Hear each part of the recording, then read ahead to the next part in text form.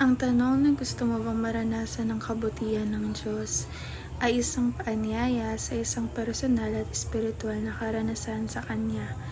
Ayon sa Biblia, ang kabutihan ng Diyos ay isang mahalagang katangian na paulit-ulit na binibigyang diin sa Psalm chapter 14 verse 5-9. Sinasabi na ang Panginoon ay mabuti sa lahat na nagpapakita na ang kanyang kabutihan ay abot sa lahat ng nilalang. Sa Psalm chapter 34 verse 8 naman, iniimbitahan tayo na tikman at tignan ang kabutihan ng Panginoon na nangangahulugang ito ay maaaring maranasan sa ating pang-araw-araw na buhay. Bukod dito, ayon sa Romans chapter 2 verse 4, ang kabutihan ng Diyos ay hindi lamang nagbibigay ng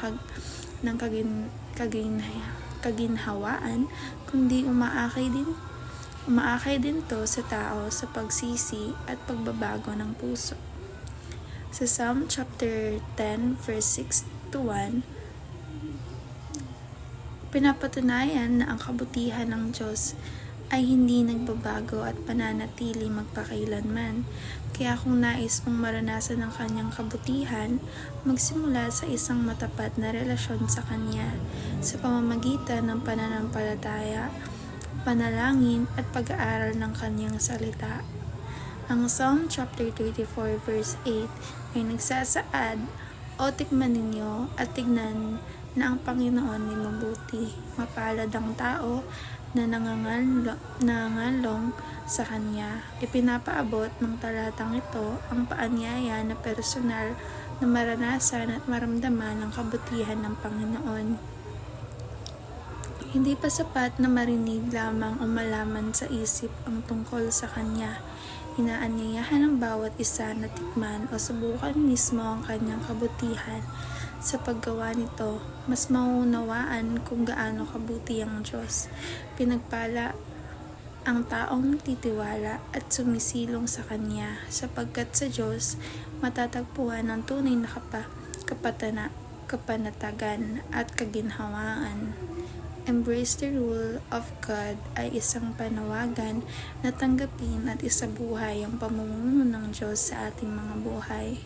Ibig sabihin nito ay pagkilala sa kanyang kapangyarihan, pagsunod sa kanyang mga utos, at paglalagay sa kanya sa sentro ng ating mga desisyon at pananaw. Sa pagtanggap ng kanyang pamumuno, natuto tayong mamuhay ng may layunin, kapayapaan at katarungan, sapagkat ang kanyang pamumuno ay batay sa pag-ibig, katotohanan at kabutihan. Ang tunay na kalayaan ay matatagpuan sa pagpapasa ilalim sa kanyang banal na kalooban. Experience the goodness of God ay isang paanyaya na hindi lamang malalaman kundi personal na mararanasan ang kabutihan ng Diyos sa araw-araw na buhay. Ang kabutihan ng Diyos ay makikita sa kanyang pagmamahal, habag, kapatawaran at katapatan sa kabila ng ating kahinaan.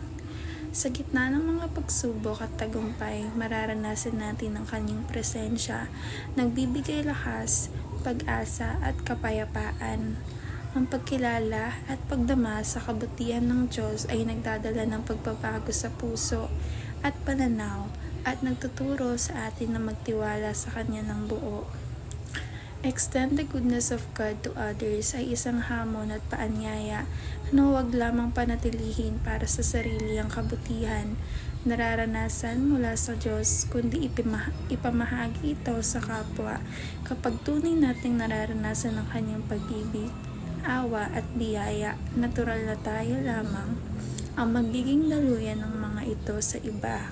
Maaari itong ipakita sa pamamagitan ng kabaitan, pagpapatawad, pagtulong sa nangangailangan at pagbabahagi ng pag-asa. Sa gantong paraan na ipapakita natin ang liwanag ng Diyos at naihahatid sa kanyang presensya sa mga taong nangangailangan ng kanyang kabutihan.